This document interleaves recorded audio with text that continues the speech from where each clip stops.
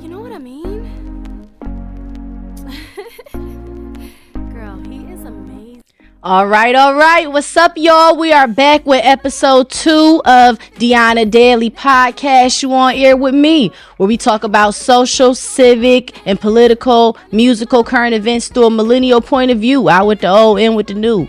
We are the present. This is what it is. So we just gonna dive right on into our episode today. I'm gonna start Wednesday off with rocking women, celebrating women. It's Women's Wednesday. Wednesdays on Deyana Daily, we discuss all social, civic, and political issues that are specifically related to women. So if you identify as a woman, welcome on in, girl. We in here, we talking and stuff. Yeah.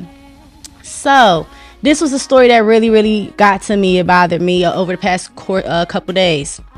The girl from Home Depot. I know y'all heard about the pretty girl from Home Depot that was on social media, and she like real smart and pretty, and Shaq went into her DMs, and after that she started getting so popular. She started getting harassed. They were paying where she lived. I think I got a clip from the Breakfast Club. Shout out to Charlamagne the Guy, DJ MV, our civic counterparts over there. Let's listen to it. We'll get right back, talk about it. Yeah, Ariana Josephine. She posted a picture at Home Depot that went viral, and it's sad because of I guess that viral moment. People have been crazy. They've been pulling up to her work. They pinned her. They found out what school she lives at. So what school she lives at? I'm sorry. What school she attended and where she lived at. So she pretty much had to change her whole routine, where she's talking about actually leaving that school and leaving that area because people are actually harassing her. They said that she actually had to leave Home Depot as well. She's if you go to her page, you can see her. She's a very young, pretty girl. She prays a lot, talks about the Bible a lot. Very smart and intelligent. Well, Shaquille O'Neal stopped through Home Depot yesterday looking for her. I'm in Home Depot. I'm looking for somebody. Did you find her? No, I didn't. Next time, JP. Tell me, have you seen her? Tell me, have you seen her? So I believe ultimately, I followed up on this story. The young woman ended up losing her job. So she had to leave her job and her school because people were just harassing her because Shaq called her beautiful. I hope that this really brings light to the damage of just being in people's business too much. Like, social media done messed up this girl bag. She messed up her schooling. And I think that people need to understand the seriousness and severity of making choices on social media that shed bad light on people. This is a Home Depot worker. We're not even talking about someone who, makes a big, large salary or is a CEO of the company. This is a regular working, civic counterpart of ours. And now, who knows what she's experiencing as a result of just getting some attention. So, it doesn't matter whether you were joking, whether you weren't, if you contributed to, the railroading of her job and of her education. Shame on you. Grow up. And social media is not a joke. It is a direct reflection of your thoughts and your worldviews that come out of your brain and through your fingertips and out into the world. So that's the lens you should be looking at it through, especially when your thoughts and opinions on social media can affect someone's employment and their educational career. So I'm gonna leave that at that. The young lady who didn't get her diploma for dancing across the stage, doing some cultural dance that I guess the young kids do now called the gritty. I looked up the dance. I think I got a clip here from the Breakfast Club. Y'all could check it out. She stole that moment from me. I will never get that again. Hafsa Abdur Rahman cried tears of humiliation instead of joy at her high school graduation on June 9th. The 17-year-old says the principal warned students their families could not cheer or clap when they walk on stage. And I understood the rules, so I was telling in the video, I'm like, do not say nothing because I want my diploma. I knew and understood what we were supposed to do. In this video, you can see Abdur Rahman dance across the stage and then hear the response from the crowd. She says because they laughed, the principal told her she could not receive her diploma. That is ridiculous. You do not do that to someone in one of the most important moments of their lives. You do not, as a principal, as an administrator, take someone's degree and not give it to them in front of people at the graduation because she chose to dance. Just as she said in the video, and I'm gonna double down on what the young lady said, if people were allowed to blow kisses and to wave, and if dancing was her form of expression, to me the gritty looks like a church break, a little praise break. Her form of expression of celebration should have been accepted as well. So, grow up, American academia. Stop ruining the experiences of kids of color who just want to be intelligent and celebrate all of the hard academic work that they've put in. She was a well-spoken young woman. She obviously earned her certificate, her degree, and shame on whatever school she's in that did that. Super disappointing, and I'm super disappointed as a civic member of our country with a school who would do that to a child. Let's see here. Oh my God. This is so draining. Summer Walker pressing that girl on social media for posting a picture wearing Big Meech's chain. I'm gonna go to Just Hilarious. Shout out to the Breakfast Club, Just Hilarious, all of them over there. New York 105.5. I'll let them tell the story. We'll talk about it on the other side. My thing is, Summer, you're doing too damn much. Because bitches be lying. Girls lie. And so this what happened. Later on, in the screenshots provided by the girl, she said, can you make a post clarifying that's not me in the club? I'd appreciate it. Meech said back to her, I'm going to just say that you're friends because I don't want them doing no extra ass. I'll cash app you for making a post. Please do it ASAP. I got to double down on what Just Hilarious said. It's a lot. It's a lot. It's a lot, Summer. It's a lot. It's a lot to me to reach out to a young woman for posting a picture in your man chain. I feel like it was hasty. It was a decision that was made too quickly, and it makes you look bad. I don't care why you did it. I just feel strongly that I think I heard Toni Braxton say something like this, and on the Braxton Family Values one day. She said, I don't believe in pestering a man with him cheating or me knowing that he's doing something and I'm not gonna leave him. And I just feel like that applies to Summer Walker. If you're not gonna make the executive choice to leave this human being, and whatever they do for you is an asset to the extent that you would press somebody about it, you better break up with him or accept that he do stuff. If he's doing that. On the other end of just moving too fast and being too emotional, and sometimes that happens as women because we're women, the BMF is a franchise. Anybody that's a fan of the show might want to wear the chain. So just bothering a girl in a girl inbox over a chain for a franchise that got a whole television show. Girl, it's late. It's late. It's late, and it's not cute, and it looks bad, and you should stop. And I seen and heard about what happened with Just Hilarious and the comments, the back and forth banter between Summer Walker and Just Hilarious. I mean, she's a comedian. She was just joking. It's not really that serious. But more importantly, and I do not agree that if Big Meech is cheating on her, that he should continue to do it because now we're going to get good music. I think that was a little insensitive for Just Hilarious to say. But she's a comedian. It was funny. It was meant to be funny. And in the more serious light, girl, you going to either leave him or leave people alone. But to be really posting stuff of you writing to people and just writing people, and then as you heard Jess said, what made it worse was that the girl had wrote her like 3 years before that and was like, "Hey, I'm such a big fan," and then she a fan, and then you gonna inbox her 3 years later about a guy. Do you know how that's just, girl, stop. Let this be your first and last time in any girl inbox about your man. Especially if you ain't gonna leave them, because we don't want to hear it. It makes us look bad. Black women, yes, on behalf of the people who don't make cause trouble, if they ain't gonna do nothing about it, just burn it up. All right, moving on. Suki accepts the apology from YK Osiris. Let's go to the Breakfast Club. Roxy Diaz, guest host. See what she got to say about it. Yeah, Suki Hana, she accepts YK Osiris's apology.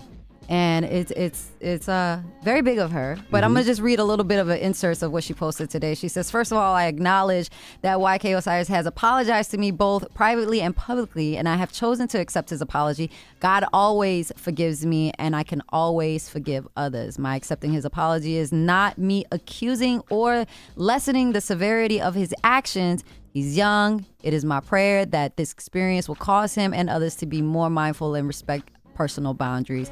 All right, that was beautiful. And I, black woman appreciate Sukiana being empathetic and sympathetic and transparent and accepting the apology of YK Osiris. He is a young man. Black men and black women come from the same racial historical trauma that have impacted our worldviews and our abilities to grow and develop and, just be one. So thank you guys for practicing patience with each other. When we go into our next episode, we'll be touching on YK Osiris's apology and what that means to black masculinity and manhood in general, and how, we just got to be patient, one step at a time. Yes, for Sukiana, yeah, clap, clap, clap. And yes, for YK Osiris apologizing. We're all young. We're all in this together. Black people are not disposable, so if you're a black person that jumped down his throat, if you're a black person that jumped down her throat when she made that kind of music, I'll go kiss her in the mouth too. You're just stop. Just really stop. It's not tasteful. It's late. Ari putting that young lady number on the internet. Let's talk about it. Ari, don't put nobody's phone number on the internet. That's just what it comes down to. I can't defend putting someone's personal information on the internet. I just can't. I understand, what you were saying. I really did hear you. You didn't know where your kid was, and you didn't know she was with him, and they wasn't answering the phone. But when you exist in a co-parent, more than one baby mama kind of thing, you got to really work on strengthening your communication and just finding healthier ways to express your feelings. I don't think that, showing that girl phone number helped you get any closer to achieving what your goal was at the time, which I assume was getting in contact with your child, right? So if we look at it through an honest lens, you was just being petty, right? So that's all I'm saying. Yeah, but no. Yay, but nay. Nay. It's given very much nay. All right. Before we get to a more lighter portion of Deyana Daily today, I do want to send out a very special and very serious condolence to a woman who I will call Mrs. Brown. Mrs. Brown is very near to me and my family because at my son's school, she is a teacher assistant. And recently she lost her child in a motor vehicle accident. He was killed, 6 years old. This resonated with me very deeply because, she's a member of my community. Not only is she a member of my community, but she gives me my child every day from school. She is the person who reports my child to me every day. And so I believe maybe it was Tuesday or Wednesday that just passed. There was a moving up ceremony for my child. And of course, just like every day, Miss Brown came smiling, saying hello to me. We're talking about our children. And my son's name is RJ. He's 4 years old. And she was just telling me how much she loves him and stuff like that. And she was like, I have a RJ too. And I said, you do? And she said, yeah, I got an RJ too. And she had ended up telling me what his name stood for, the R in it. And she pointed him out. And he turned around to me and he smiled and he said hello. And then a couple days later, the sad and tragic news, came out on social media that that young man had lost his life to a speeding car. And so I did attend the memorial, the balloon release yesterday, and I hugged her so hard, and I hugged her for as long as I could, and I just apologized for what happened to her, because I can't imagine losing my son. I cannot imagine that. I can't even fathom the pain that she's going through. And because I know her so personally, I have questioned God so many times, why would this happen to her baby? And life is just one of those weird things where you just never know why. But I want her to know that the entire community of Rochester is grieving with her, and we love you, and we are so sorry, and we are with you every step of the way throughout this process of healing. And I am sending you a lot of healing energy. And just like I told you yesterday at the balloon release, I love you, and I'm so sorry, and I will continue to keep you in my prayers, and so will the rest of the city of Rochester. So I definitely had to get that out. Rest in peace, RJ. Rest in peace, Bear. And I'm so sorry, Mrs. Brown. All right, moving on. DDG. So DDG came out like a couple weeks ago, and he expressed how he loves stinky, nasty, sweaty sex. And I have a clip here from the Breakfast Club. Y'all take a listen, and we'll talk about it on the other side. It comes from DDG, who says he likes stinky sex. Hot, sweaty, muggy, stinky, wet, booty, ass, breath, naked, stinky, moist, steamy sex. Well, Roxy just informed me that DDG is no longer with my cousin Holly anymore. Mm-hmm. So being that he's not with the Little Mermaid anymore, he has to find some fishy box somewhere. Mm-hmm. So this is what this is all about, I believe. I didn't like it. I didn't know that was a thing. I didn't know that there were men who existed and walked the same soil as I did who like a little stench. I didn't know that was a cultural thing. That was new. This conversation just started on the Breakfast Club when he said that. And shout out to Charlamagne the God, and a young woman called in, a young woman caller, and she referred to it as like a seasoning. Some men just like a little seasoning, and it ain't really like a stench. It's just like a sit down all day kind of scent. And she said it's more common than what you think. So y'all check out that clip from Charlamagne the God. I've never heard this in my life. I just wanted to say that I guess there's different opinions on it. I think it's nasty, but I premeditate sexual activity. I don't just go and say, hey, I'm going to go do something. I just think that's unethical. It's unethical. Why you could do it, but why would you do it? But I think that there's boundaries, I guess, as some people discussed in the Breakfast Club interviews. They said there is boundaries. Charlamagne said he thinks that, the after the club smell is acceptable, or, he mentioned some other. I just think it's never appropriate to like smell to me, and whatever. But I'm so glad that they brought that up, because I talked to my friends about it, and it's a couple people got a couple different opinions. So we gonna segue into my portion of my show called Let Me Ask My Friend. So let me ask my friend. Hold on, I'm about to call my friend. And, we're going to get friends' take on this. And because this is Women Wednesday, so all the friends is women. So I guess the question would be, is it normal, or have you heard of it being normal for men to be attracted to a scent or an odor, down there? I don't think no men want no box that smell like a Red Lobster kitchen. I don't think that. But there may be people who do. So let's get an opinion from my friend. Let's get an opinion from my friend. Hold on. Let me see if friend answer the phone. Let me see, friend. Let me see. Hey, friend. Looking for you. Not at mom's, because why they got to know you my friend and my sister? My sister is my best friend. Yeah, so you're live. So don't say nothing unethical or make us look ghetto on here, girl. Okay, girl, get away from the kids because they don't need to hear this. I'm away from the kids. All right.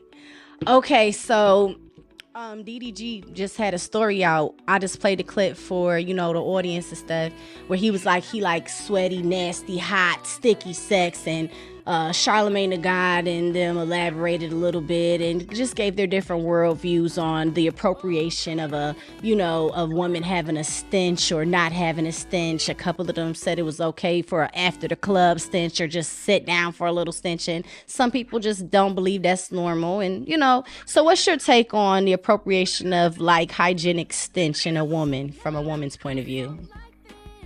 Let me see. I think that it definitely depends on the people, the place, and all of that. I don't think he used the right word. Like, I don't think that's the right word. I think he just don't mean. I think he mean like what you were saying as far as, okay, yeah, if a bitch been out all day, worked an 8-hour shift, that's his bitch, he can still bust it with the 8 hours. But also I feel like he used a poor choice of words. Think is not the right word. Maybe just like, I'ma say allegedly, because I don't know if he said exact stank, so don't get me sued up. Don't get me roped up. Allegedly, he said it stank. No matter who said it, it's just inappropriate. More so, I think if a bitch sit on her ass all day, he's like after the club type thing. And it shouldn't be stank though. It shouldn't be stank. Stank is still the wrong word. All right. It should be like in its I don't know, in its normal state. Thank you so much for your opinion. Thank you. I'm gonna let you go, friend. Later. Love you. Take care of our kids and stuff while I'm pursuing this dream, girl. All right. So let me call another friend, because that's her opinion and stuff. Maybe, I don't know, maybe she got a different opinion, So she's saying it depends. It just depends. Who knows? It depends. I don't know. Let's see if any of my friends is available to talk. Maybe some of them available to talk. Maybe they ain't. But we gonna see, because we need some women in here with some transparency. I didn't know it was a thing to have odor. So let's see if we can get one more opinion. Let's do this one little last call. Let me see what we got here.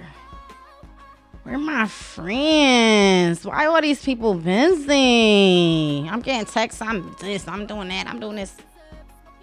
I want you to answer the phone. Hey, friend. You live. Hey, what's poppin'? Hey, girl. So DDG was talking about how he like some box with a little tang, like a stench or like an odor or smell, and so it caused a conversation in the media about the appropriation of like female smell. And I just wanted to get your opinion on the normalcy of, is it okay to have a little stench and give a dude some box, or is it like that not normal? Because some girls were saying that it's pretty common and that some men like women with a little ting twang.